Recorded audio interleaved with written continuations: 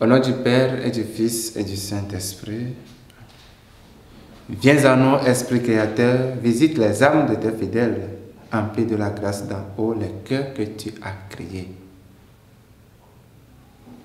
Le Seigneur soit avec vous et avec votre esprit. Évangile de Jésus-Christ selon saint Marc. Voilà toi, Seigneur Jésus.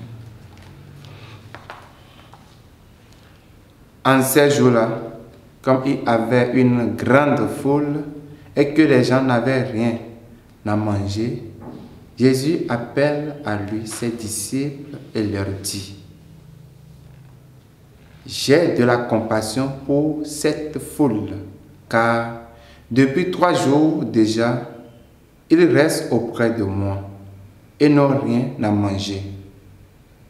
Si je les renvoie chez eux à jeun, ils vont défaillir en chemin, et certains d'entre eux sont venus de loin. Ses disciples lui répondirent: où donc pourra-t-on trouver du pain pour les rassasier ici dans le désert? Il leur demanda: combien de pain avez-vous? Ils lui dirent: 7. Alors il ordonna à la foule de s'asseoir par terre.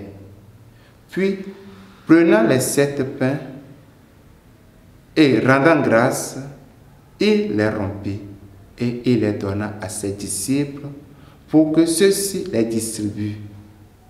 Et ils les distribuèrent à la foule. Ils avaient aussi quelques petits poissons que Jésus bénit et fit aussi distribuer. Les gens mangèrent et furent rassasiés. On ramassa les morceaux qui restaient. Cela faisait 7 corbeilles. Or, ils étaient environ 4000. Puis Jésus les renvoya. Aussitôt, montant dans la barque avec ses disciples, il alla dans la région de Dalmanuta. Acclamons la parole de Dieu. Chers frères et sœurs, aujourd'hui l'Évangile nous montre que Jésus ressent la compassion pour les personnes. Nous pouvons ressentir de nos jours avec la crise de la paix, la peur, le recours à la banalité et à l'évasion. Nous pouvons ressentir de nos jours avec la crise de la paix, la peur, le recours à la banalité et à l'évasion. Face à toutes ces vicissitudes, l'interrogation du Seigneur demeure. Ils n'ont pas de quoi manger.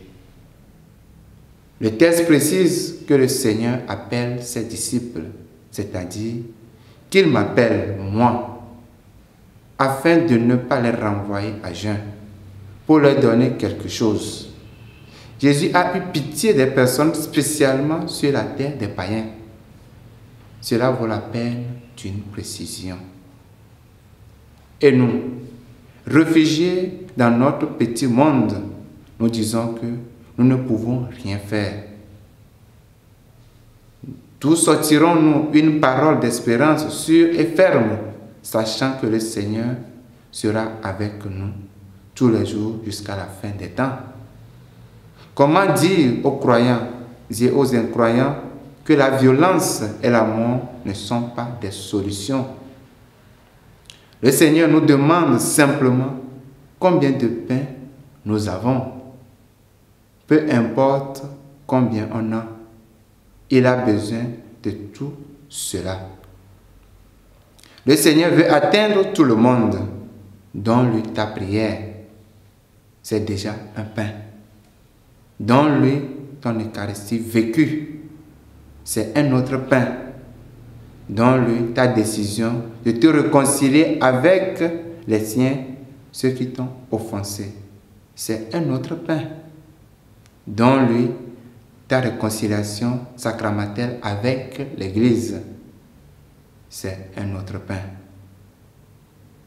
Donne-lui ton petit sacrifice, ton jeûne, ta solidarité.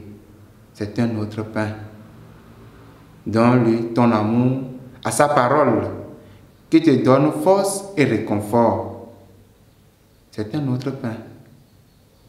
Afin, donne-lui ce qu'il te demande, même si tu crois que ce n'est qu'un peu de pain.